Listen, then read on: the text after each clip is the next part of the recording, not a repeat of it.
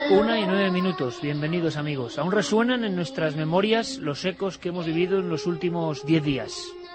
10-12 días, recorriendo la Anatolia, un paraje mítico en la historia, en el pasado y en los misterios, ¿por qué no decirlo? Comenzó nuestra ruta en Estambul y nos fue llevando por toda esa gigantesca zona del planeta, árida en ocasiones, que nos llevó hasta las mismas fronteras de Siria e Irak.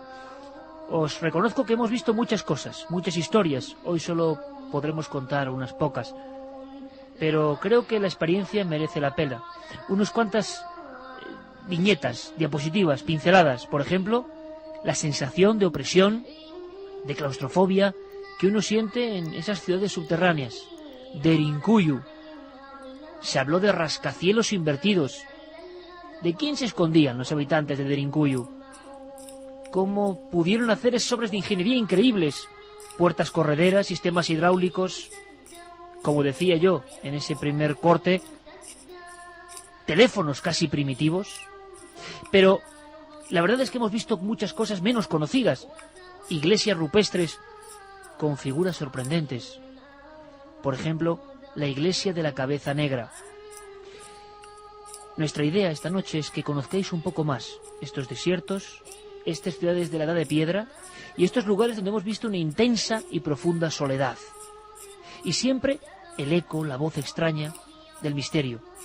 Los niños, los poblados donde la tecnología todavía sigue siendo un sueño y la sensación de que tocábamos por fin con las manos lugares de los que algunos viejos maestros nos habían hablado.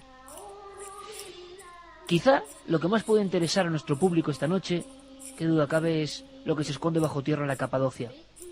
Cuando uno ve ruedas de piedra gigantescas, colocadas ahí hace siglos y siglos, hay quien afirma que más de un milenio, para cerrarse casi herméticamente, para ocultarse 10.000 personas bajo tierra, uno se pregunta qué demonios estaba pasando en aquella región.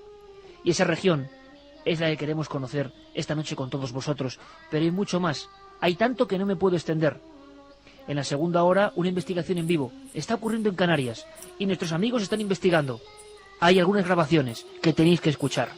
Y una entrevista que creo que va a ser sorprendente sobre uno de los personajes más misteriosos, extraños, sorprendentes, maravillosos que ha habido en este país. Creo que, por desgracia, no tan conocido como se merece. Josemi Rocafort, Fassman. Os vais a sorprender. Comienza nuestro viaje.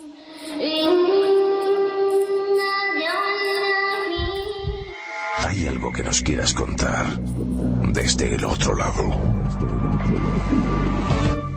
Manda un SMS al 7640. Escribe la palabra milenio, espacio y lo que nos quieras contar. Comentaristas de Milenio 3. Siempre al otro lado. En el Kurdistán también vimos muchas cosas. Por ejemplo, aún sigue viva, y lo repasado esta tarde en el mítico libro La Rama Dorada de Fraser. En esa tierra concreta y en ese pueblo, dicen algunos que exiliado y siempre en conflicto. Lo hemos vivido también. La historia de que, por ejemplo, los dolores eran provocados por demonios. Y muchas veces se cogía una cabra, el animal más abundante por esa zona, y se cogía al enfermo y se le hacía un corte. Si le dolía la cabeza, en la cabeza, por ejemplo, se extraía un poco de sangre, se colocaba sobre la cabra, y la cabra era abandonada en uno de esos parajes absolutamente desérticos que parecen el fin del mundo. Se consideraba así que el espíritu del dolor se había marchado con el propio animal y abandonaba el poblado. Poblados que de verdad nos parecían de la Edad de Piedra, auténticamente. Sorpresas. Llegamos a un valle donde la sensación de final de la vida era absoluta. Huecos en la piedra. Y cuando uno observaba, se daba cuenta de que eso que parecían simplemente cuevas eran habitáculos e iglesias rupestres. Cuando uno entraba sin vigilancia, sin cordeles, sin tickets, dentro de esos huecos de la piedra, se encontraba pinturas del siglo X, del siglo IX, del siglo VII, del siglo VI, que serían motivo de cualquier museo. Cuando se encontraban figuras de demonios, de bestias, o simplemente la recreación de la Sagrada Escritura con todo caras absolutamente negras, la sensación ahí dentro, metido en la roca viva de la caverna, provocaba una sensación extraña de conectar casi con algo a nivel subjetivo, quizá lo mismo que sentían aquellas personas. Una de las iglesias que más nos impresionó estaba en una zona con leyenda que ahora os queremos contar. Esas leyendas que uno recoge a vuela pluma y que en el fondo son antropología del mundo y que también son el misterio del mundo. Hay un lugar cerca de Soganli llamado Carabás. Carabás Kilise, la iglesia de Carabás. No hay realmente un pórtico, no hay escalinatas concretas, sino peldaños de piedra. Pero lo que dentro nos aguarda es escalofriante, sorprendente. ¿Queréis saber por qué? ¿Queréis escuchar los sonidos de ese por qué? Yo y el equipo lo vivimos así, véanlo. Bueno, estos son los peldaños que ascienden a la iglesia de Carabás, el pueblo de la lepra. Entramos ahora mismo en una iglesia troglodítica auténtica, y Carmen y Juanje, que están examinando las pinturas muy de cerca, vamos a aprovechar para ver qué están sintiendo y qué están viendo. Chicos, ¿qué tal? Hombre, la verdad que hay lugares que por encima de lo religioso transmiten un sentimiento humano, y la verdad que en el viaje que llevamos hasta ahora por Capadocia es el que más me ha impresionado. Carabás, la iglesia negra, la iglesia de la oscuridad, impresiona porque realmente todos los rostros de los iconos, de las figuras que aparecen de los apóstoles y hasta del mismo Cristo están teñidos de negro. O esa figura con peluca roja enfrente del Dios Salvador que tenemos en el altar, que realmente pues provoca una sensación de desasosiego como la que tuvo que vivir la gente que estaba aquí hace 1000 años. Estamos aquí sentados junto al altar precisamente. Hablábamos de unas pinturas que llaman la atención, algunas de una iconografía que pocas veces hayamos visto.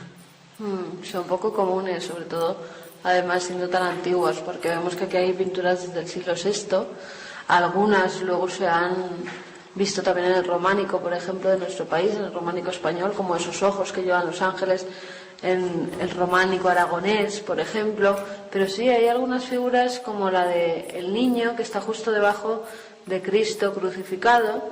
De la lanzada del costado sale un gran chorro de sangre, y ese chorro de sangre impacta directamente en la boca del pequeño. Y también, como decía Juanje, justo en el altar, en la cúpula, hay varias imágenes extrañas. Hay 2 Cristos y justo enfrente de ellos pues hay una especie de niño como de forma cadavérica, la cara con los ojos muy marcados, sin pupilas, el pelo muy rojizo, que se enfrenta directamente con lo que es la escena de la divinidad. Pues voy a ir a observarla en unos instantes.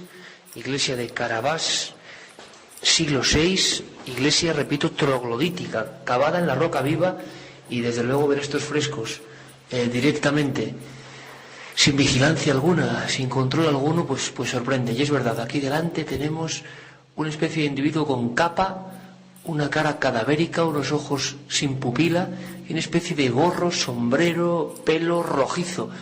Es curioso porque la expresión es de auténtico terror, de terror sagrado, y mira directamente a Cristo.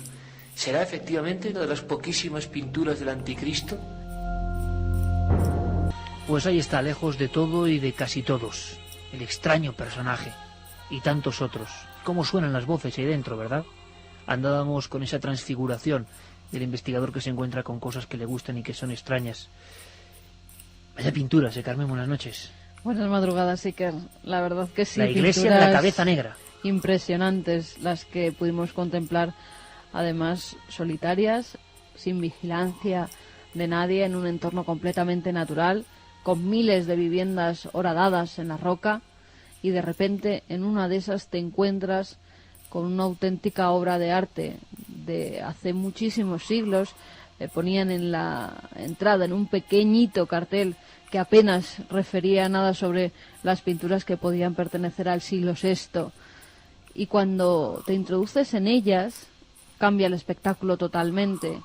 Ya la modernidad que se ha visto en Estambul, por ejemplo, que no está muy lejos en el mapa, cambia y te metes en otro mundo, en un mundo donde vivía la gente, donde realizaban no sabemos qué ritos, porque era una iglesia muy rara, no parecía que fuera para orar directamente, Todas las paredes estaban pintadas, algunas muy deterioradas ya, y había estancias como de recogimiento, estancias donde solamente cabía una persona, tumbas en el suelo. Tumbas de niños.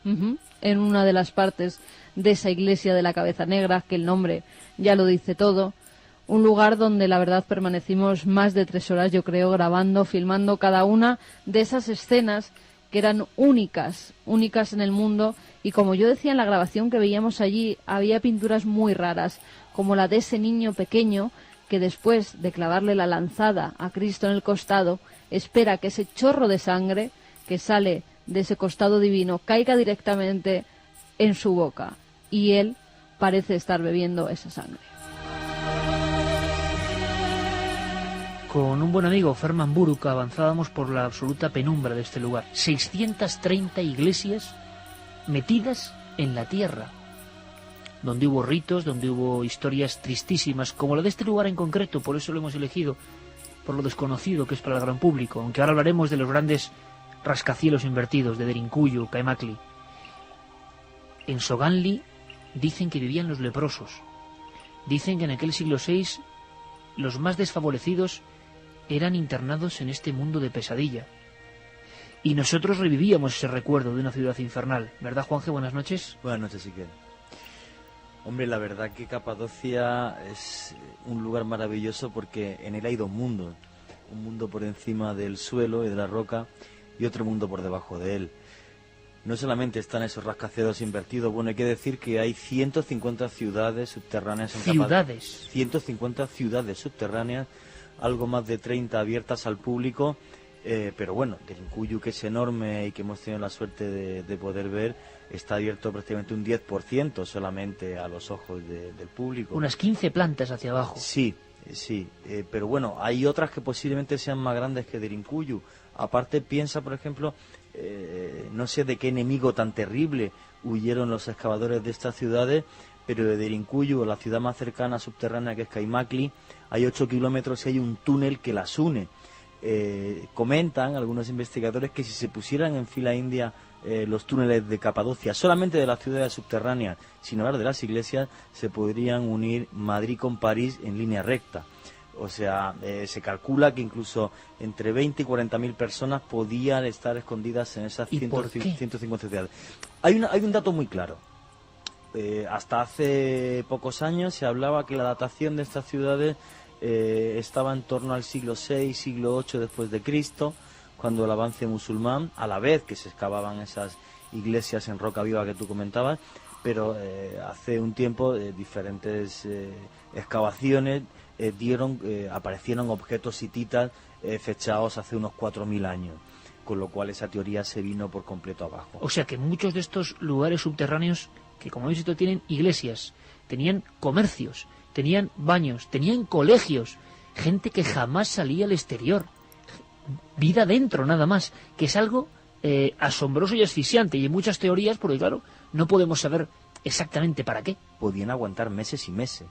Tú lo viste igual que yo, o sea, cada nivel tenía una gran piedra circular que se cerraba y se sellaba nivel a nivel, de forma que la gente pudiera ir escapando, pero escapando por un sitio donde era imposible que nadie les cogiera, porque escapaban por debajo de la tierra hasta otra ciudad. Todas las ciudades se enganchan, o prácticamente todas ellas, con ríos subterráneos, de forma que el abastecimiento de agua, que era lo primordial, fuera infinito. Metían también animales con ellos para poder estar ahí. Pero claro, lo que pasó hace pocos años, en cuanto se aparecen objetos hititas, se habla de que, bueno, que hace 4.000 años hubo gente que ya empezó a excavar esas ciudades, que posiblemente los cristianos las redescubren más tarde y se hacen uso de ellas. Las pintan, por ejemplo. Efectivamente, pero es que hay que diferenciar muy mucho. Tú lo has visto, lo que son iglesias en sí, que todas están pintadas y demás, mientras que sientas en Derinkuyu y en Kaimakli tú no ves fresco alguno. Entonces, claro, arquitectónicamente no tienen nada que ver las iglesias estilo bizantino que hemos visto pintadas en la roca con la ciudad subterránea. La pregunta es, ¿quién era, por ejemplo, el personaje que aparecía delante de Cristo en una de esas iglesias, que nos parecía como un enviado del mal, como un Cristo pintado de negro, con cara cadavérica? ¿Y quiénes eran esos leprosos que, por ejemplo, estaban en Soganli, cuya vida tenía que ser como una cárcel de piedra? Las imágenes eran como de cuento de Mad Max, de ciencia ficción. Nos imaginábamos lo que pudo ser eso. Pero, en fin, vamos a hablarlo y podéis preguntarnos. Vamos a abrir líneas y a recordaros varias cosas importantísimas. Como siempre, Fermín Agustí, Carlos Largo, Geray Martínez en la nave de los sonidos y don Santiago Camacho, que nos trae sorpresas. Santi, buenas noches. Buenas noches, Iker. Vas a viajar con nosotros, no has estado físicamente, pero ya estás en la nave viajando por lugares de los que tanto hablaron los clásicos, ¿no? Como Däniken y demás. Ellos interpretaban, que sería la otra parte de la conspiranoia, que todos estos mundos bajo tierra eran por algo, por un enemigo con el que evidentemente en plena era del miedo a lo nuclear, años 60, se especulaba, ¿no? Y se exageraba con eso, con algún poder venido del espacio, se llegaba a decir, ¿no? Sí, de hecho lo enlazaban incluso con narraciones ancestrales como el Bhagavad Gita hindú, en el que se habla de cosas que, visto desde unos ojos actuales, podrían parecer una guerra nuclear. De hecho, las ciudades de Capadocia son uno de los enigmas, yo creo, más fascinantes.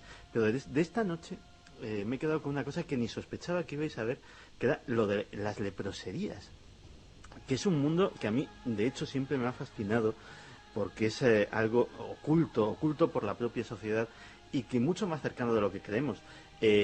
Fíjate, las últimas leproserías duras, de las de tener encerradas a la gente como campos de concentración, se cerraron en Japón en 1996. La ley de prevención de la lepra de Japón, de 1953 a 1996, es una cosa que es uno de los holocaustos ocultos más increíbles. Niños de 7 años encerrados de por vida en esos centros, condenados entre otras cosas a ser esterilizados, todos los que entraban nada más allí, pues ver cómo ese estigma se ha ido reproduciendo en el tiempo y ver cómo habéis estado en uno de esos centros de muerte y olvido, pues realmente es de esas cosas que me va a fascinar escuchar esta noche de vuestros labios. Ahora te cuento un detalle sobre la lepra. Vías de contacto, y importantísimo, la semana que viene, amigos de Milenio 3, la semana que viene despedimos esta 8ª temporada feliz con todos vosotros en Granada. Mejor sitio imposible, en Granada. Datos concretos donde podéis poneros en contacto, todos muy atentos, amigos, porque queremos que sea el fin de fiesta. El fin de fiesta auténtico de esta temporada para celebrarlo todos juntos. Datos, Carmen. Próximo día, 27 de junio, estamos en Granada. El programa lo realizaremos en el pabellón 2 de la Feria de Muestras de Armilla. Pabellón 2 de la Feria de Muestras de Armilla. Que es prácticamente ahí está al lado, vamos. Granada capital, vamos. Sí, para ser exacto, se lo separa la ribera de un río. O sea, está de Granada, está el término municipal de Armilla, pero a escasos 3 kilómetros del centro de Granada. Repíteme, un sitio Carmen, muy grande, Iker. Y una vía de contacto mail, ¿no? Pabellón 2 de la Feria de Muestras de Armilla.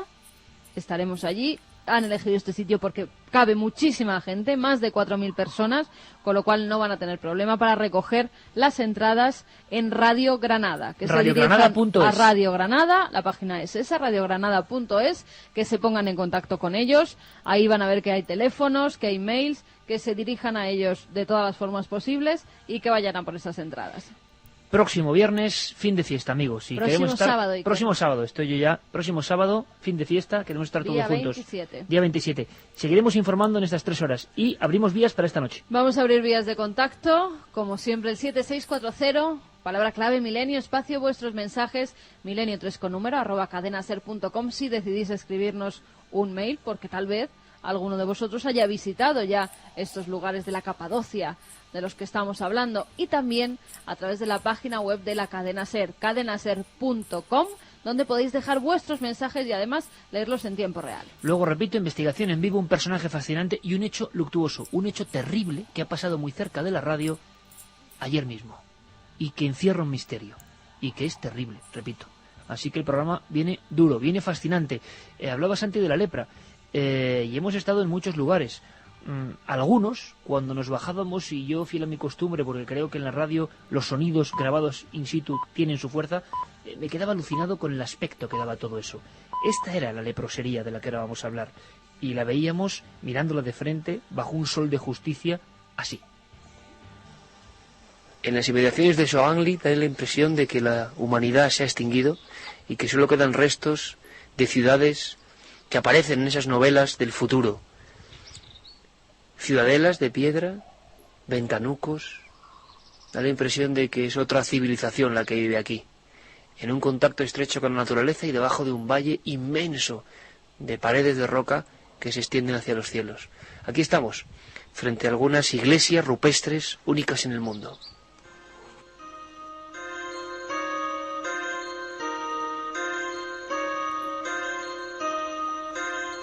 Nos contaban que precisamente en Soganli se habían concentrado todos los leprosos y la lepra todavía continúa. Yendo a otros lugares, mucho más al sur, yendo al Kurdistán, éramos los únicos turistas y pudimos ver a gente que todavía tenía las secuelas, por desgracia, ¿no?, de esta enfermedad, que ahora es una enfermedad, pero que en tiempos no tan lejanos, como decía Santi, era un auténtico estigma. Y allí Juanje nos contaba nuestro amigo Ferman Buruk que se concentraba la gente a morir, y esa gente iba a la iglesia de Karabás, quizá pintaba, doradaba la piedra y se postraba ante figuras extrañísimas, incomprensibles, con una iconografía que nunca habíamos visto en otros lugares, y por ejemplo uno iba pisando tumbas de niños pequeñísimas, todavía ahí, sin vigilancia de nadie. Es que hemos tenido la suerte de ver, y además tenemos que agradecer aquí al Ministerio de Turismo de Turquía y a Pasión Turca, que son los que nos han guiado en este viaje, el hecho de poder ver la Capadocia desconocida. Yo tuve la suerte de estar en Capadocia hace un año, pero no fui tan afortunado de, como en este viaje, ver esas partes de Capadocia totalmente desconocidas, como es el valle de Soganli, un valle en el que se abandonaba a los leprosos, en el que se les dejaba pues un poco de pan duro y de comida, digamos, en la parte más cercana a las poblaciones del valle. Y claro, en aquellas iglesias, en aquellas cuevas, vivían y morían como buenamente podían. Lo que no podíamos imaginarnos nosotros en ningún caso es que, pues eso, fuera de ese circuito turístico, podríamos pisar unas iglesias con un contenido tan críptico como el sufrimiento que la gente que las pisó, ¿no? Condenados en vida a la más terrible de las muertes, el olvido, aparte de la lepra. Entonces, claro, con esa iglesia de Karabakh, como tú dices, abandonada de las rutas de turismo, abierta a cualquier visitante sin ningún problema, como estuvimos nosotros, pues había unos frescos que a mí me siguen inquietando, como bien decía Carmen, y aunque sea repetirlo, pero ese niño vampiro chupando la sangre de Cristo, cayendo a chorro. ¿Alguien nos puede decir, nos puede ayudar, si alguien sabe de iconografía cristiana, sí, qué pinta eso, un niño sorbiendo sangre de Cristo? Hay más pinturas así, sí, lo que pasa, ¿no?, es que son muy extrañas, pocas, ¿eh? Y sobre todo en el altar, en la parte de arriba de la cúpula, enfrente del Dios creador, esta figura desconcertante, con el pelo rojo, con ojos mortecinos. Yo pienso que estaba enfrente de Cristo. Desde mi punto de vista, debe ser el anticristo. ¿Quién más cerca puede tener el infierno que un leproso abandonado a su suerte a punto de morir? El anticristo no ha sido dibujado muchas veces. Hay una leyenda, incluso de un vagabundo que se cuenta, y que el vagabundo se llama Karabás, por cierto, un vagabundo que regresa como enviado del anticristo, en fin, una historia rarísima, y nos sorprendió mucho ver esa figura como con un turbante, con el pelo rojo, los ojos sin pupila, la cabeza como de una calavera, pero que se parecía realmente a Cristo y que miraba de frente a la figura, ¿no? ¿Es la pintura del anticristo, tú crees, la que está ahí y a la que podía estar casi dedicada porque era la zona fundamental de esa cúpula? ¿Son trasvases de dioses malignos? Pensemos una cosa, allí se extiende una zona que llega luego hasta el Kurdistán, donde hasta hace nada, y dicen que continúa, se hace el rito yazidi y la cultura yazidi. Dicen que son 800.000 los turcos, iraquíes o sirios que siguen practicando el yazidismo. Y dicen que su dios es Melek Taus, una especie de pavo real demonio. Hemos visto iglesias, ¿verdad, Juanje? Sí, señor. Donde de repente, que era impresionante, ¿eh? Tenéis que imaginaos meterse en una cueva, oscuridad absoluta, un halo de luz, quizá perfectamente programada por esta gente, y tú ves en el templo un tremendo pavo real con manos, rojo, pintado rojo, que está avanzando. Y muchos amigos de allí de Turquía nos decían, no sabemos qué es, quizás sí lo sabían, pero contaban la leyenda de un pavo real diabólico, de un gallo diabólico, que se había aparecido para intentar embaucar a los ermitaños, que allí también se iban a morir. Con lo cual encontramos lugares con tumbas de niños, recintos para morir, de los eremitorios hemos hablado hace poco, pero con estas pinturas y con esta cultura del yazidismo, que por cierto hace no mucho tiempo, hace menos de un año, hubo 32 yazidis muertos, tiroteados, en un autobús, por revueltas entre ellos, a favor y en contra. Es una cultura que muchos califican de satánica. Los musulmanes y los cristianos de esa zona consideran que estos yazidis del Kurdistán son satánicos. Su dios, el pavo real, Melek Taus. Y allí aparece en muchos de estos lugares, y uno se sobrecoge. Ahora bien, Carmen, como decíamos, esa figura, por la expresión que tenía, podía ser el anticristo. Sería una de las poquísimas iglesias donde aparece. Sí, sería una de las pocas iglesias. Lo que pasa que el anticristo se ha representado de muchas formas, desde seres monstruosos, tal y como se describía en los tratados de demonología, hasta niños que más bien tendrían este aspecto, porque este era un ser pequeño, el que veíamos en esta iglesia, era un ser Con una capa. pequeñito, no sé si con una capa o con algo negro que le Como envolvía. adolescente, ¿verdad, Carmen? Ujú. Algo así.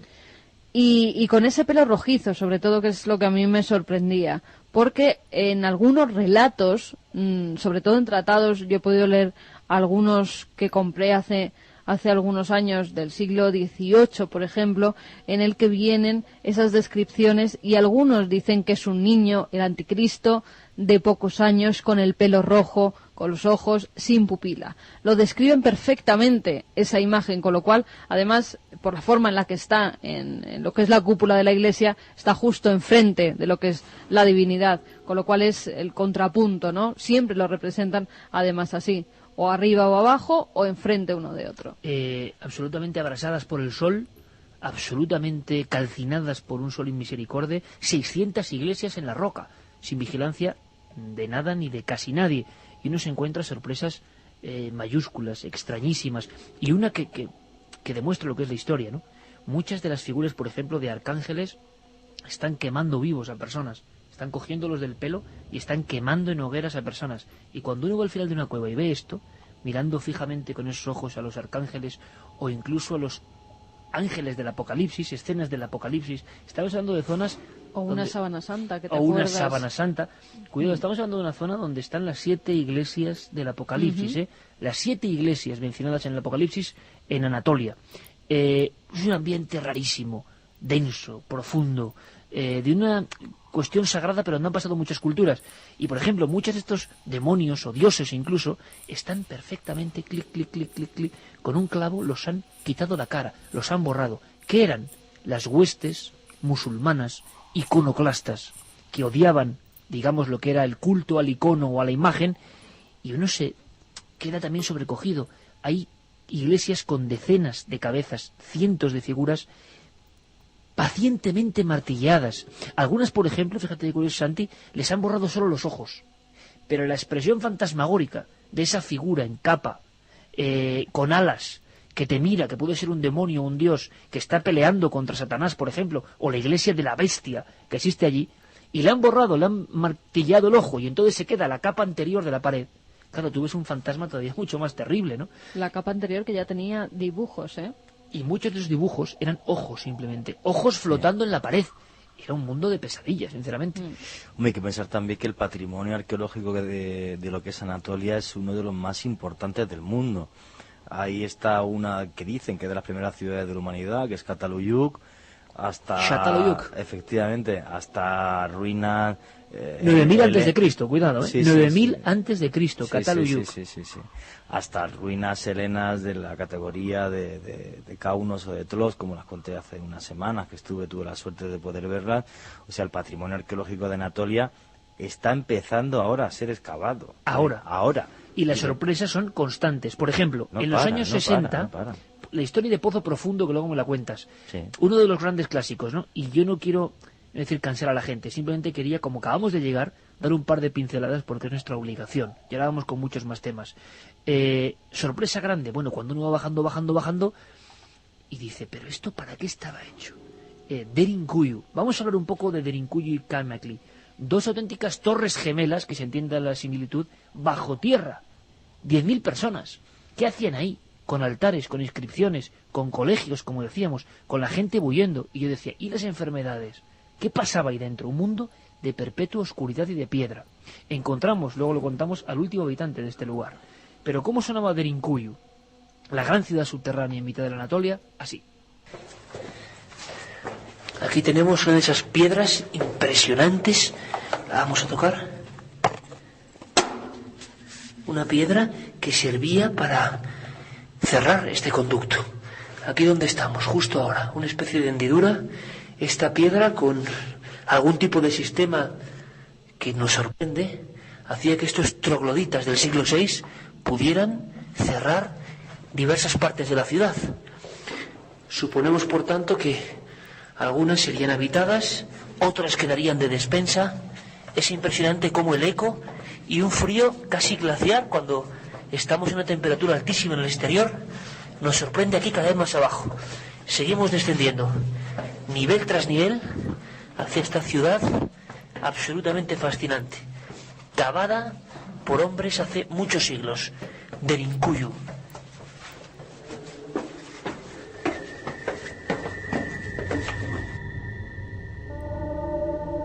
Y Derinkuyu hoy no ha cambiado mucho desde el día de su descubrimiento. Nadie intuía que debajo del pueblo, un pueblo extraño hay que decirlo, un pueblo solitario a pesar de la cantidad de gente que vive allí, el sol en mitad de la plaza, no había casi gente cuando estábamos nosotros. Y una gran sorpresa debajo, bajo el suelo, generaciones y generaciones se habían escondido de algo. Bueno, es que Derinkuyu ya de por sí quiere decir pozo profundo, con lo cual imaginemos una ciudad entera excavada. Es una roca bastante blanda porque es como roca volcánica, con lo cual es fácil excavarla.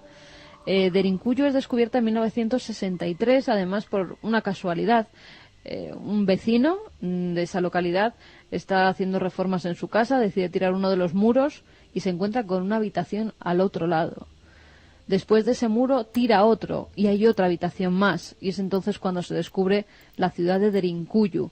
Se cree que hay hasta 20 pisos hacia el centro de la tierra. Ahora mismo hay excavados, que se sepa o que estén abiertos al público, 8 que pudimos estar viendo, esas estancias donde tenemos cocinas, donde tenemos establos, donde estaba la escuela también, donde había habitaciones altares para cada una de las familias, había una especie de capilla cruciforme, la pudimos ver allí, como tenía el altar al fondo y los dos brazos que hacían la cruz, y el tercero, que era el más largo, donde se reunían. Esa iglesia daba una especie de salón de reuniones donde al parecer pues allí debatían, y de esa sala salía el único cuerpo que por ahora se ha encontrado en Derinkuyu.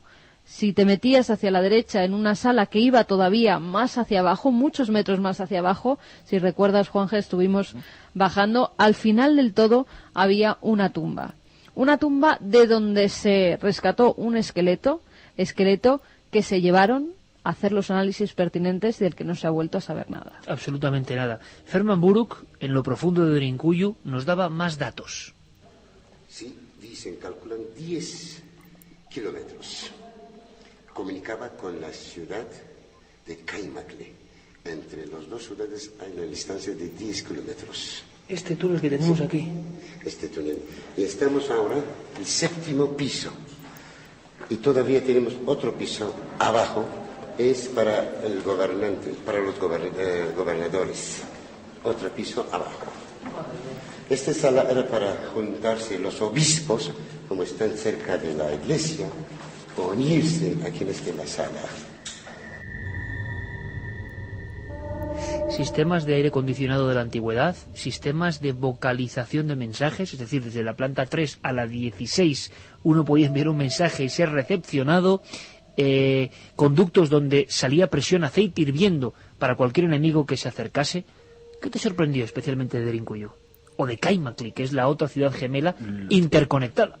Hombre, lo que más me sorprende es cómo alguien puede hacer mentalmente un esquema en tres dimensiones de una ciudad subterránea. Claro, es que porque cuando uno está ahí parece que es una cueva, y no es una cueva. Construyes una ciudad, un edificio hacia arriba, bueno, pues cuadriculas las plantas y haces que tenga una cierta geometría. Aquí no, aquí van excavando, se ve que conforme les iba haciendo falta el que entrase más gente, y luego otra cosa, todos son suposiciones en torno a las ciudades subterráneas de Capadocia, porque no hay ningún texto escrito que nos cuente realmente su función. En tiempos de Heleno sí creo que los griegos recogieron en algunos textos que había, o sea, que los habitantes de Anatolia vivían en ese tipo de ciudades. Pero qué extraño decidir vivir bajo tierra, ¿no? Claro, pero si los griegos ya contaban este hecho, es que las ciudades son muy anteriores, obviamente, al tiempo que se les da, que sería siglo VI, siglo VII, siglo VIII. Bueno, ya es una cosa que eso se ha tirado para atrás, ¿no? Se habla ya del tiempo de los hititas y sí de una reutilización posterior, incluso por algunos cristianos, porque en algunos sitios sí que se veían lo que se pueden interpretar como claros altares cristianos. Pero la idea de construir esto no es cristiana en absoluto. Entonces, todos son suposiciones. Luego, lo laberíntico de esta ciudad, en qué mente las concibió, qué sistema... Porque es muy fácil perderse. Es súper fácil perderse. Y luego otra cosa, el atacante tenía que atacar por un pasillo de 1,5 metros. O sea, aunque fueras con un ejército de 10.000 soldados, no servía para nada. Y las trampas serían muy fáciles para defenderse ahí. Es el mejor sistema defensivo que he visto jamás en mi vida. Vamos. Pero claro, 10.000 personas. No contaban con una cosa, con que los invasores les envenenaban los pozos para que estos salieran. Y así se terminó con estas ciudades. Claro, era la única forma que tenían que la gente muriera, ya que no podían salir y atacarlos fuera porque se iban escondiendo cada vez más abajo. Lo que hacían era envenenar sus aguas para que así, de una forma o de otra, tuvieran que morir. Lo alucinante de esta historia es que las ciudades acabaron desiertas, la gente vivía en los pueblos de arriba, desde hacía quizá 1.000, 2.000, hay quien dice 3.000 o 4.000 años, había esas construcciones y ese mundo abajo y nadie lo sabía, no quedaba recuerdo remoto, como si se hubiera esterilizado por completo la parte superior del suelo, hasta que en 1963, decías, o sea, sí. Ayer... Derinkuyu sí, y Kaimakli un año después se descubre. Es increíble que un accidente descubra esto, y es que entonces comprendieron la propia etimología, por qué ese pueblo se llamaba así. Juan G. nos lo recordaba descendiendo todavía más hasta unas cámaras absolutamente oscuras, profundas, donde ya no llega el cableado ni la luz, y son cámaras y cámaras, y cuando estábamos allá abajo nos daba la sensación de que si siguen excavando, pues seguirían descubriéndose cosas. Ahora bien, ¿qué cosas? Oye, me comentabas, Juanje, que Derinkuyu el nombre significaba... Poco profundo. Lo curioso es que el descubridor Omer de Mir, que sabía ya de la existencia de algunos niveles hechos en roca en lugares como este, cuando descubrió la ciudad subterránea en la que estamos ahora, Derinkuyu, entendió perfectamente el significado del nombre del pueblo, pozo profundo. Pero ni él podía llegar a imaginar que bajo sus pies había prácticamente hasta 10 niveles de pisos excavados en los que podían llegar a vivir 10.000 personas. Pues de esta forma tan simple, amigos, planteamos uno de los grandes enigmas de la arqueología. En la Anatolia, en ese lugar donde se dieron los primeros pasos del Neolítico, otro salto impresionante del mundo de los cazadores a la agricultura. Cuando uno va a las enciclopedias se da cuenta de que precisamente en la Anatolia, en el Kurdistán, ocurre este milagro. Dicen que la gente incluso perdió musculatura, perdió capacidad ósea, se volvió más baja. Nadie sabe por qué en un momento dado la gente rehuyó del sistema ocioso casi de los cazadores y empezó con algo que es otro de los grandes misterios. ¿Por qué en esa franja concreta entre el Tigris y el Éufrates, que hemos visto, que hemos visitado, y teníamos la sensación de estar casi chapoteando, ¿no?, en un lugar del que tantas veces se ha oído hablar, el nacimiento de la humanidad como civilización? Y, caramba, ¿por qué empezaría y cómo descubrirían que había que domesticar animales?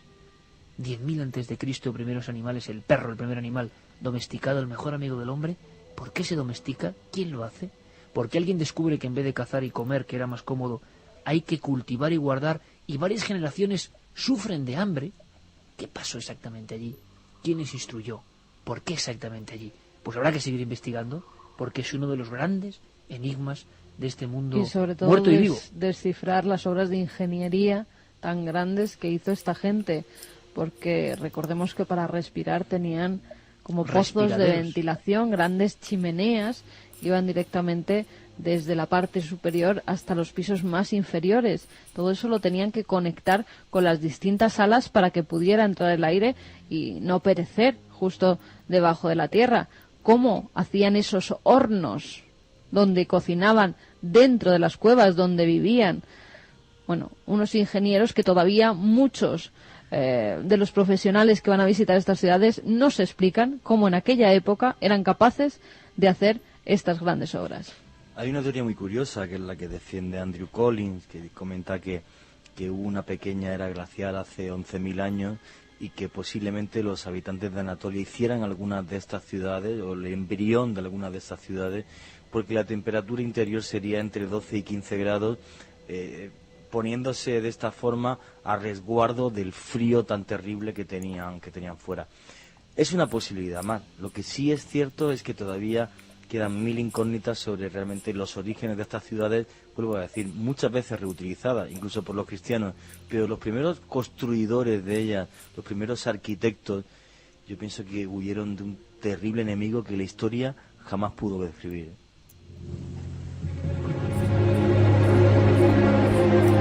Y se habla de remotísimos cataclismos en esa zona concreta que terminaron con cierta parte del mundo y nació otro nuevo. Seguiremos investigando, lo prometemos. Hemos traído kilos y kilos y kilos y kilos de material. Esto es solo un apunte. Queríamos viajar con todos vosotros, sentir esas ciudades de 20 pisos bajo tierra. ¿Cómo sería la vida ahí? Desde luego opresiva y asfixiante. Y con un temor, ¿a qué? Nunca lo sabremos. Vamos a cambiar radicalmente de tema, aunque luego, por supuesto, estaremos muy atentos a vuestros mensajes, porque llega Pablo Villarrubia. Es más, le voy a decir que entre ahora mismo, y nunca quiero que se vea que se escuche el sonido, pero me gustaría que Pablo entrase directamente, porque acaba de llegar ahora mismo en otra investigación. Esto es, bueno, pues el directo, es así, y llega de Canarias, ¿sabéis? Nuestro compañero, y trae cosas impresionantes. Pablo, compañero, acércate por aquí. Buenas noches, amigo. Muy buenas noches, sí que... Bueno, recién llegado prácticamente de la investigación y recibía bueno, yo digo, me dicen, qué antiguo eres, que dices teletipo, ¿no? Pero yo lo digo en plan romántico. Recibía teletipo de última hora diciéndome que nuestros amigos habían investigado en un lugar del que ya se hablaba hacía tiempo y que habían pasado cosas. ¿Sí o no, Pablo? ¿Han pasado cosas? Sí, y es cierto, ¿eh? Y eso, la famosa Casa Lercaro. La Laguna Lercaro en La Laguna, ¿no? En La Laguna, una ciudad magnífica, un patrimonio de la UNESCO, de la humanidad, que yo me sorprendí con la cantidad de edificios antiguos que allí existen, ¿eh? Y no solo en ese, en otros lugares también se da la misma historia, la misma tradición, ¿eh? Allí en La Laguna. Ha habido un documento sonoro que nos trae, y ahora conectaremos rápidamente con José Gregorio González, porque tiene su fuerza, quiero que lo escuchéis. Y en la segunda hora lo que ha encontrado nuestro equipo y lo que ha grabado nuestro equipo. María del Mar Redondo, ¿quién es, Pablo? Mira qué casualidad, Iker, cuando estaba grabando otro reportaje en Canarias el año pasado, en Tenerife, en el Museo de Arqueología, una chica se nos acercó, estaba grabando las momias, además, la vitrina de las momias, y que era de la seguridad esta chica, y se presenta, mira, trabajo aquí, pero a mí me ha pasado una cosa muy rara cuando yo trabajaba en la Casa Lercaro. Y en ese momento, te digo, hace un año eso, Iker, esta chica me cuenta su experiencia, la grabo allí mismo para ya tener ese material preparado para un futuro programa, y viene la directora y dice, mira, ustedes no pueden emitir esa entrevista porque no hemos autorizado. Además ella lleva el uniforme de seguridad y tal. Persona de seguridad. De seguridad. Pero entonces, claro, tuvimos que dejar la entrevista, pero yo retomé el contacto este año, hace unos días, con María del Mar, y volvimos a repetir esa entrevista en su casa. Y la casualidad de estas increíbles, ¿no? Que te encuentras el testigo cuando menos te espera. Bueno, es que lo que pasa en este lugar que ahora vamos a visitar, sobre todo a lo largo de esta segunda hora, es tremendo. Y yo no me imaginaba la cantidad y calidad de los testigos y de los cargos que ostentan. Personas de seguridad diversos que han visto cosas, pero cosas como, por ejemplo, una figura de una niña como vestida de comunión. Que eso ya impresiona bastante. Por lo menos a mí me ha impresionado. Escuchemos el testimonio. Y hay una ventana que da también para el patio trasero. Y ella nos dijo que ella se miró al espejo y que rápidamente vio como por detrás una imagen de una chica con un traje blanco. Es que yo me quedé impactada porque digo, pero le vio que tenía un traje blanco, y así, sí, como cuando tienes un traje de comunión que tiene un cuello, incluso me dijo un cuello blanco, digo, pero tanto vio que sí, como que pasó por detrás de ella y se quedó, pero fue un segundo, ¿sabes? Una imagen que le pasó por detrás. una chica vestida de blanco. Pues sería el arquetipo de esta historia, que luego se va complicando porque hay personas incluso con cargos importantes dentro del mundo de la política, en Canarias, de la seguridad, que aseguran que en el mismo lugar se ha visto esta misma figura y siempre la misma. Ahora, lo que no imaginábamos es algunas sorpresas añadidas a posteriori. Y de todo eso vamos a hablar con Pablo. Habíamos dejado simplemente algunos mensajes de nuestros amigos oyentes y en la segunda hora comenzamos con esta investigación. ¿Qué dicen? Pues mira, nos dicen, podría ser que la sangre que sale de Jesús y bebe el niño fuese la representación de la descendencia de Jesús. La sangre de Jesús pasa a un niño, a su hijo. La teoría del código da Vinci y lo que ha hecho, ¿eh, Santi? Como siempre, temas increíbles. Semana tras semana lográis sorprendernos. Sois los mejores. Ya tenemos las invitaciones para ver la nave en directo en Granada. Viernes que viene. Sábado que viene, porque es que yo con el viernes, pues jolín, no lo sé, la verdad, pasa. porque el viernes Granada, vamos nosotros hacia Granada. Claro. Pero le levante el puño ahí emocionado. Sábado día 27, que nadie se equivoque, por Granada. favor. Sábado día 27 estaremos allí. Por favor, ¿me podéis decir dónde está la Capadocia? Me ha parecido oír que es en el Kurdistán. Gracias por alegrarnos las noches y a veces hacérnoslo pasar mal. No, una cosa es el Kurdistán y otra cosa la Anatolia Central, que sería esta. Lo que pasa es que nosotros hemos viajado por toda la zona de Anatolia, Turquía. Bueno, y además dar las gracias a la gente que se portó con nosotros, ¿verdad? Todos se portaron fenomenal. Yo no he visto gente más amable, aún en aldeas donde no había absolutamente Pobreza nada. absoluta. Pues en aldeas donde no había nada y nos daban toda su comida y nos ofrecían, bueno, La gente lo pasamos muy bien. En Capadocia, en el Kurdistán turco, la gente maravillosa. 8 temporadas, se dice pronto, aunque no podré estar en Granada, estoy seguro de que sea un gran programa para poner punto final a esta temporada, nos dice John Ander. Buenas noches desde Benidorm, muy interesante el tema. Yo lo que puedo aportar y lo que he leído de las cuevas de Turquía es que la gente se refugiaba de un cambio climático, nos decía Carlos Ibáñez Serrano. Muy buenas madrugadas. Las iglesias ocultan muchas cosas que desconocemos y no me creo que todo sea tan formal como ellos lo pintan. Algo esconden. Tiene que ser impresionante ver esos lugares, nos dice Patricia desde Ibiza. Felicidades por la temporada que lleváis, es estupenda, pero qué horror entrar en esas cuevas. Yo sería incapaz por la claustrofobia. Menos mal que os tengo a vosotros para enseñármelas. Gracias, del Meza desde Estepona. Es verdad que la claustrofobia, si alguien la tenía... No puede entrar. Yo estuve en la iglesia de Carabás y solo de pensar lo que allí hubo se me ponía la piel de gallina. También nos decían buenas madrugadas, milenarios, somos Ramón y Merce de Barcelona. Necesitamos saber cómo conseguir las 2 entradas para Granada desde Barcelona. Llegaremos. Pues nada, que se pongan en contacto con Radio Barcelona, que seguro que se las guardan para que esa noche puedan estar en la nave del misterio. Me habéis recordado las cuevas de la Balma, llenas de ritos ancestrales, endemoniados, y la figura de las Caspolinas guardando viejos ritos, nos dice Carlos Ortiz desde Valencia. Con vuestra narración me recuerda a los pasadizos de Edimburgo. ¿Cómo lo pasarían de mal?, nos dice Elena desde Madrid. Me recuerda esta historia a la ciudad subterránea de Edimburgo, donde encerraban a los enfermos y despojados de la sociedad hasta hace poco. En fin, luego seguiremos con 10 y 32 minutos. Esto ya es Milenio 3. Ya se han apagado todas las luces del Estudio 1 de la cadena SER, aquí en Madrid, para toda España y para todo el mundo. Un extraño descubrimiento, nos lo comentaba la voz de Carlos Barroso. Una especie de ciudad sumergida a cientos de metros de profundidad. Ocurre en el Mar de la Aventura, en una zona de batallas, de piratas, de antiguos tesoros enterrados. Lo que nadie se esperaba es que el robot Rob descendiese y encontrase algo que parecía una megalópolis de otro tiempo. ¿Qué clase de seres humanos, de individuos pudieron vivir ahí? Templos, habitaciones, estructuras recortadas, tecnología en la piedra. Dimos la noticia al adelanto, no se había hablado apenas de este asunto, en Milenio 3 la pasada madrugada. Y os prometo que esta noche, si nos seguís, vais a ser partícipes de un sinfín de descubrimientos. Milenio 3. Como siempre, el mejor equipo: Carmen Porter, Katia Rocha, Carlos Barroso, este que os habla Iker Jiménez y los lugartenientes.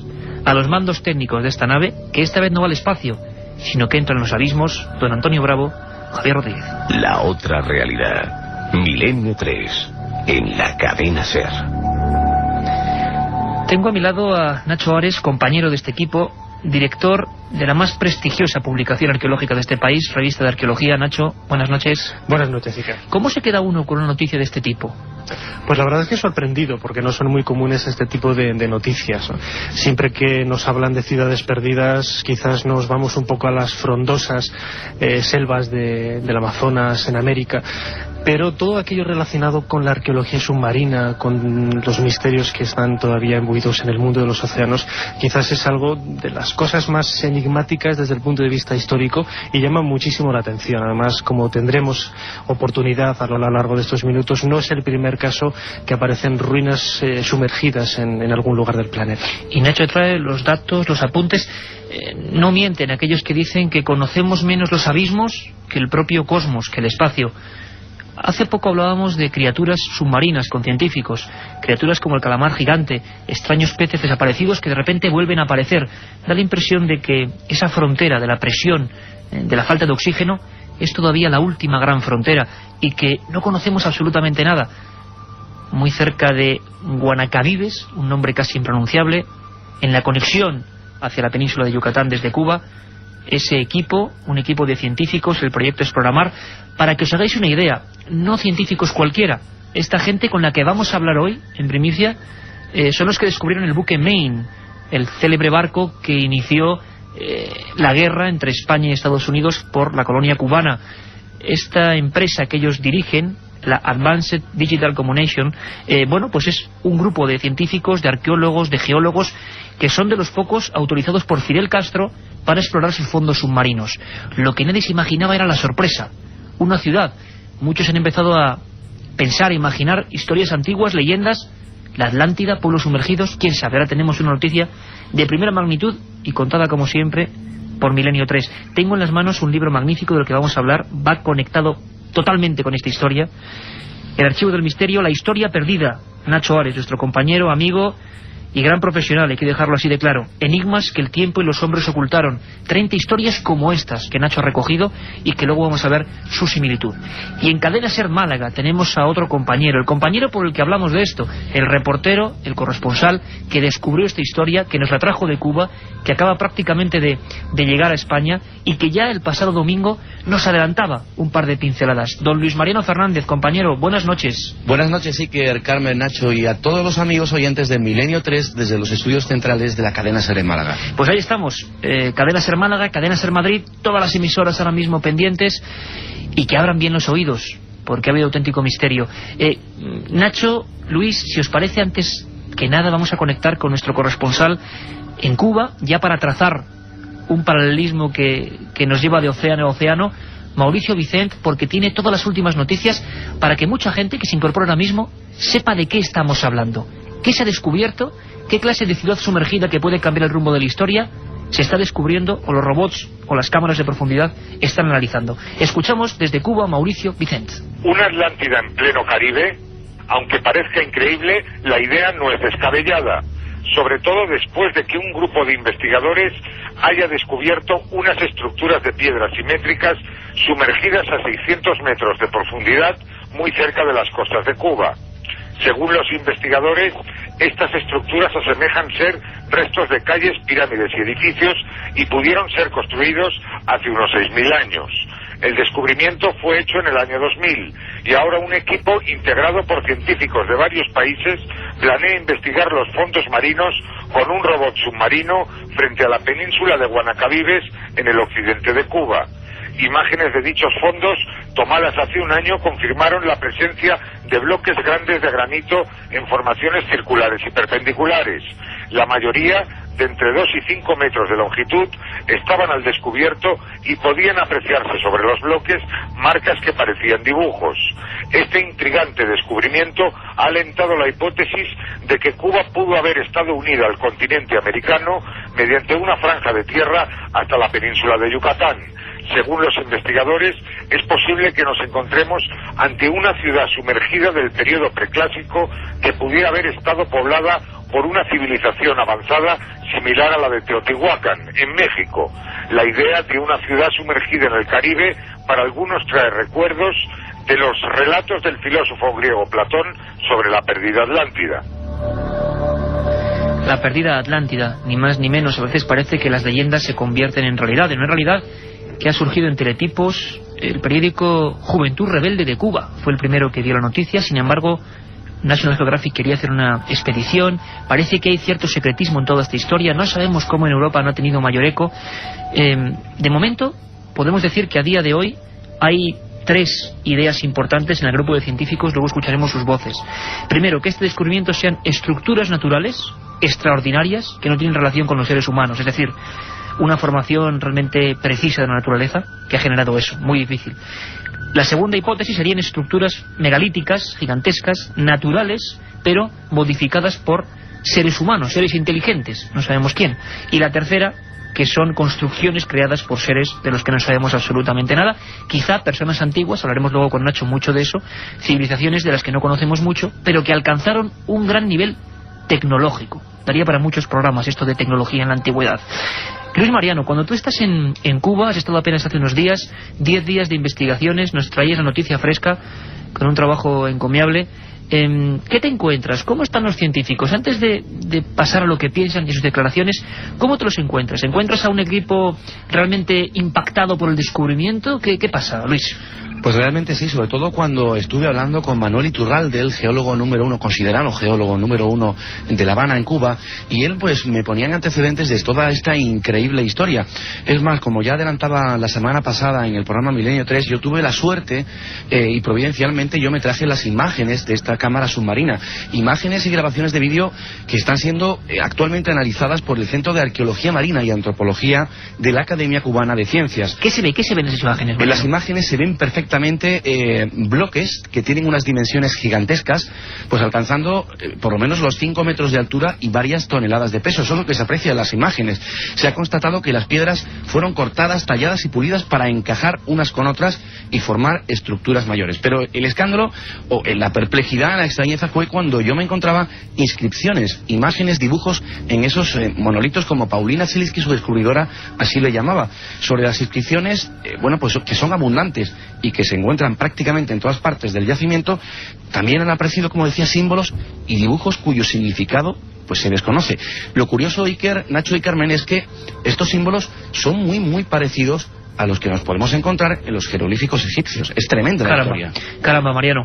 ¿Qué os parece, compañeros, si pasamos la voz a la oceanógrafa canadiense Paulina Zelinsky, una autoridad mundial, que es la que está dirigiendo este proyecto, que ha concedido poquísimas entrevistas, desde luego a España y a Europa no hemos conocido ninguna, y cuyas palabras, cuyos testimonios, cuyas primeras impresiones recogía junto al agua, en plena investigación, nuestro compañero Luis Mariano.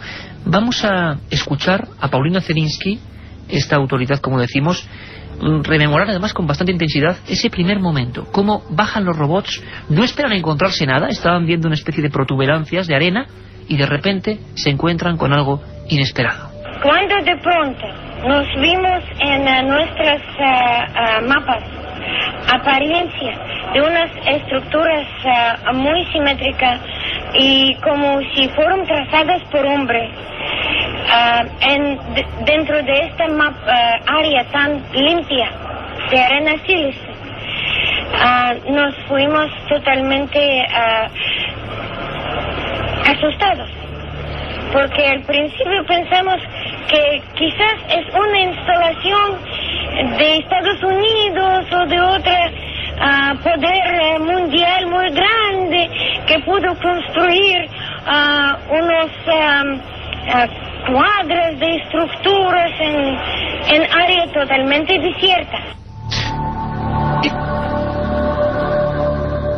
Sí, Marino, ¿queréis comentarnos algo? Yo quería comentar que recordemos que Paulina Zelinsky es la autora del descubrimiento, que es ingeniera oceánica, una experta soviética que durante la Guerra Fría se dedicó a la construcción de bases secretas de submarinos y que en la actualidad trabaja realizando obras de ingeniería civil y topografía del lecho oceánico. Ella me comentaba que estaba convencida, porque al preguntarle sobre el origen de la posible teoría de la Atlántica, ella estaba convencida de que estos restos arqueológicos pertenecen a la antigua civilización olmeca.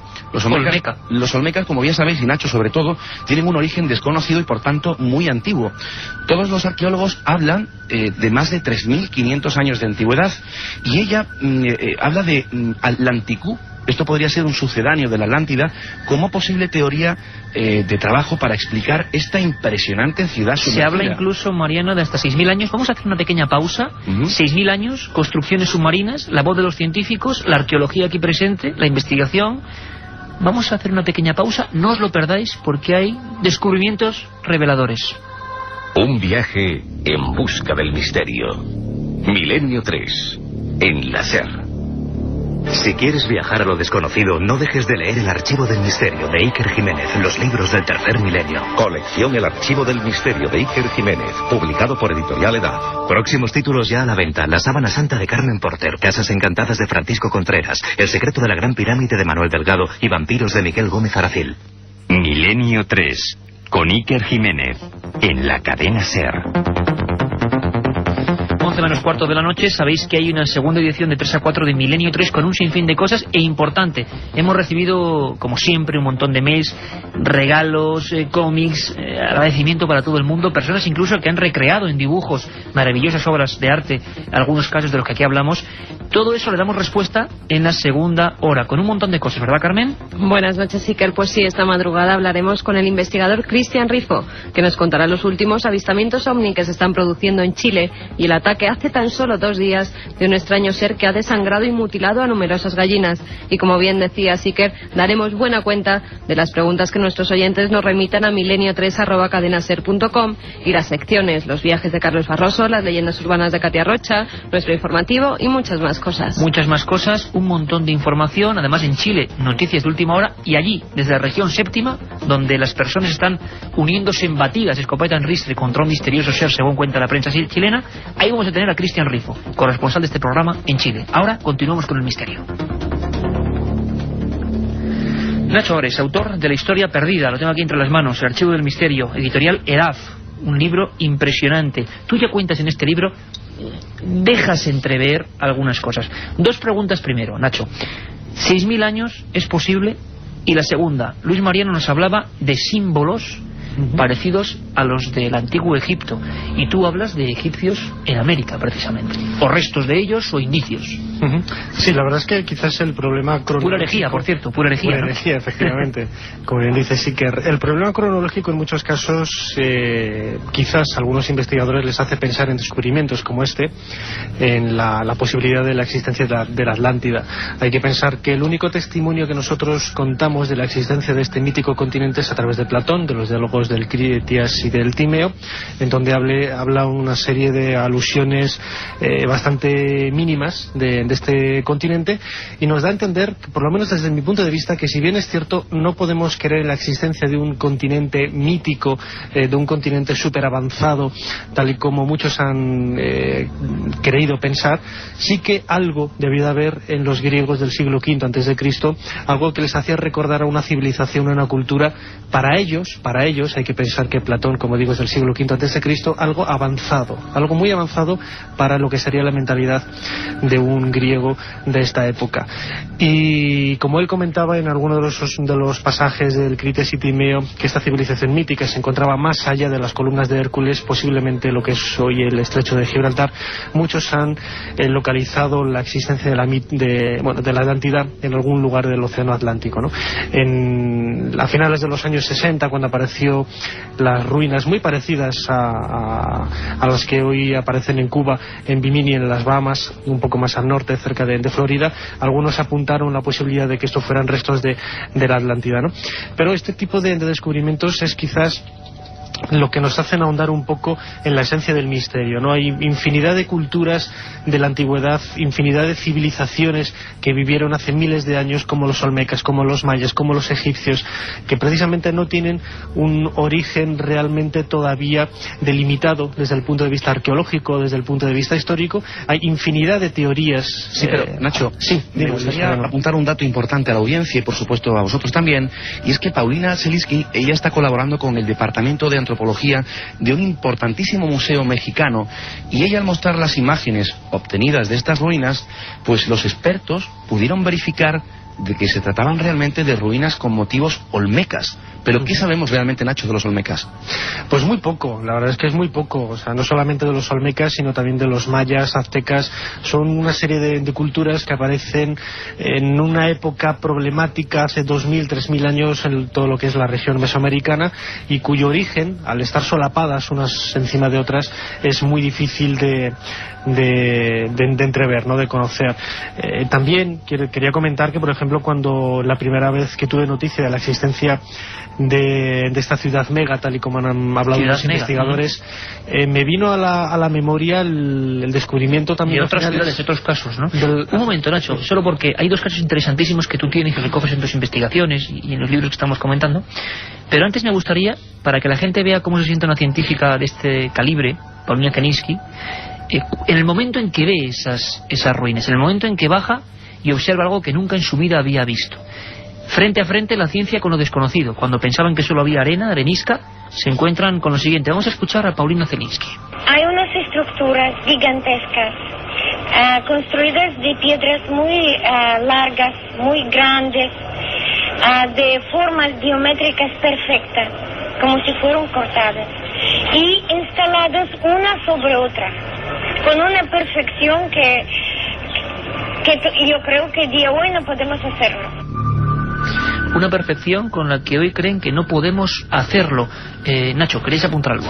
Sí, antes quería comentar un detalle bastante curioso. A finales de los años 80, comienzos de los 90, aparece al sur de Japón la presencia de una ciudad también de características similares, ¿no?, en Yonaguni, muy cerquita de Okinawa, este archipiélago del sur de Japón. En aquel caso eran plataformas piramidales, grandes esplanadas, grandes, también había la posibilidad, los investigadores japoneses decían, de la existencia de grandes avenidas, etcétera, ¿no? Pero quizás la virtud de este nuevo descubrimiento en Cuba, lo que desde mi punto de vista lo hace muchísimo más interesante de lo de Yonaguni, es precisamente, como comentaba ahora la oceanógrafa, la existencia de bloques individuales, es decir, pequeños, entre comillas, bloques de varias toneladas de peso, de entre 2 y 5 metros, algo que no sucedía en aquel descubrimiento en Japón, ¿no?, donde los geólogos demostraron al final que era una especie de estructura de placas originado de forma natural por la erosión producida, bueno, pues el agua, las esponjas, corales, etcétera, ¿no?, y que, entre comillas, había dado la casualidad de generar ese tipo de aparentes avenidas, aparentes monumentos piramidales. Sin embargo, la existencia de bloques individuales es quizás lo que le da ese matiz más humano, ese matiz humano, ese elemento humano, que es quizás lo que le hace, desde mi punto de vista, sin haber visto todavía las imágenes ni fotografías, también quería recalcarlo, el detalle de dar más importancia a este nuevo hallazgo. Luis Mariano, una cosa importante, tú que has tenido la oportunidad, no sé si hemos visto alguna de las imágenes, tú has visto toda esa filmación auténticamente privilegiada, ¿qué es lo que más te llama la atención de toda la grabación? Porque es un robot muy especial el que tiene que bajar, es una presión pues casi infinita la que se soporta esas dimensiones del abismo, pero ¿tú crees, tú percibes que eso está hecho por humanos en un tiempo remoto? Es decir, ¿no te cabe la menor duda de que eso es una construcción hecha con la mentalidad de un ser humano? Es decir, nos hablan, y recojo las noticias que han enviado varias agencias, parece que algunas de las estructuras, y ahora es muy importante, Nacho, también lo que tú comentes, tenían un origen, o les da la impresión a estos científicos, y veamos el calibre de lo que esto supone,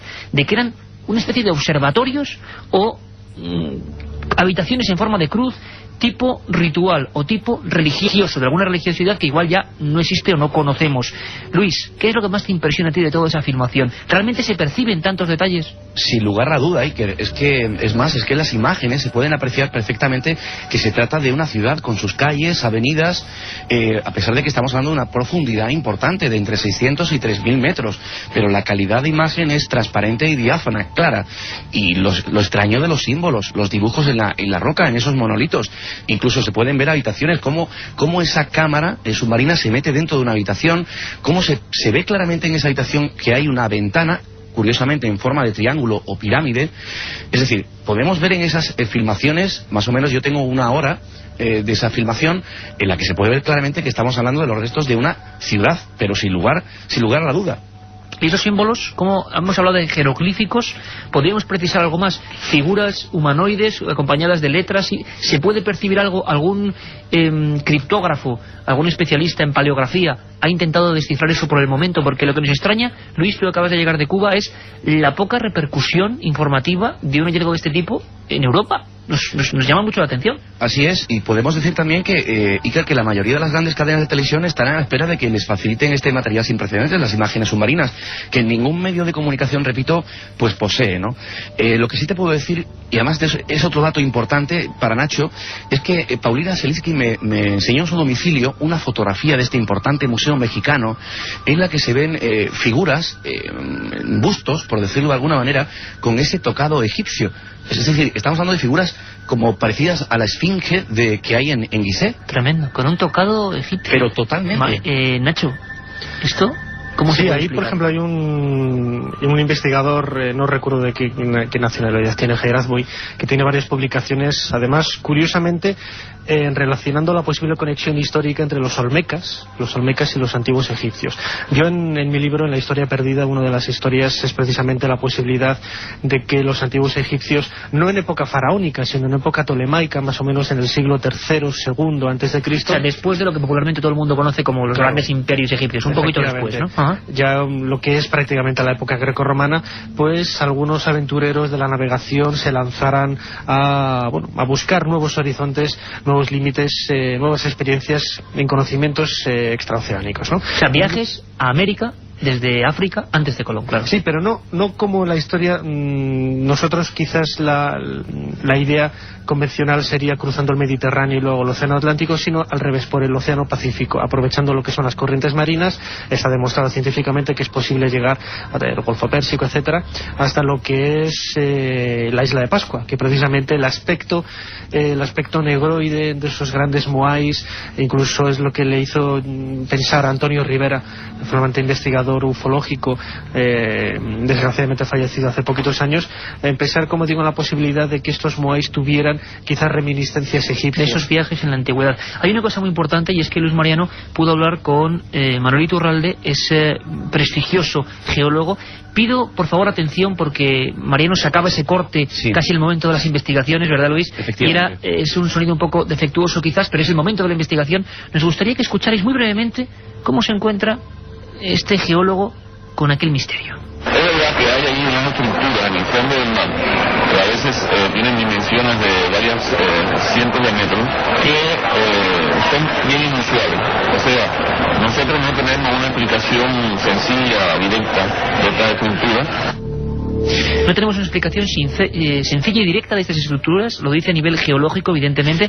Piensa, Mariano, que son producidas por los hombres, cinceladas, para que todo el mundo nos entienda, por el ser humano. Sin duda, sin duda. Él piensa que se debe a una estructura artificial, es decir, construida por humanos. Preguntados al principio rápidamente si ha habido un escepticismo científico, y es que es verdad, es que esta teoría y su inevitable paralelismo con la mítica ciudad de la Atlántida, pues consideran poco creíbles por las mencionadas por el tema de la profundidad y la antigüedad. Esto es lo que dice el gremio un poco científico, ¿no? Es decir, que hay escepticismo. National Geographic parece que quiere hacer una expedición importante también para corroborar estos descubrimientos. El problema que hay allí es económico, es decir, ellos de momento no pueden acceder humanamente a esa profundidad para poder rescatar restos y poder analizarlos. Ellos han puesto conocimiento, este descubrimiento, a National Geographic y a Discovery Channel para que ellos sufraguen y patrocinen, promocionen este descubrimiento. Nacho Ares, quizá la clave está en esos símbolos. Tú nos hablas en La historia perdida de otros muchos casos. Hablaremos de la máquina antiquitera, hablaremos de tecnología aparente de antes de Cristo recuperada en antiguos pecios, en antiguos navíos. Por ejemplo, esta pieza que es un auténtico mecanismo que se conserva en el Museo Arqueológico de Atenas. La clave está en los símbolos, y quizá el mar nos sigue dando más oportunidades. Habría que quizá acercarse más con nuevos robots. Dicen que hay un robot que se llama Roman, que va a bajar allí de nuevo y que va a catalogar todo eso. Pero la clave estaría en esos símbolos para comprender toda esta historia. Hombre, yo creo que si definitivamente aparecen textos, aparecen jeroglíficos sobre algunas de las piedras, y ya sean jeroglíficos egipcios o jeroglíficos de cualquier tipo de escritura mesoamericana antigua, podría ser la clave definitiva que lo pudiera relacionar de una manera directa con una de estas civilizaciones de hace 2000, 3000 años, ¿no? Lo que está claro es que es lo que señalaba Manuel Iturral, de que esto podría cambiar el conocimiento de la evolución del ser humano y, por supuesto, de la evolución de las Américas. Aquí el misterio, Luis Mariano, muchas gracias. Desde Cadena Ser Málaga, Nacho Ares, director de la revista de arqueología, autor de La Historia Perdida. Lo que está claro es que ha habido un halo de secretismo que quizá algún día se rompa, ¿verdad, Nacho? Ojalá esto deje de ser herético y esto salga a la luz. Parece mentira que no conozcamos en primera plana de los periódicos.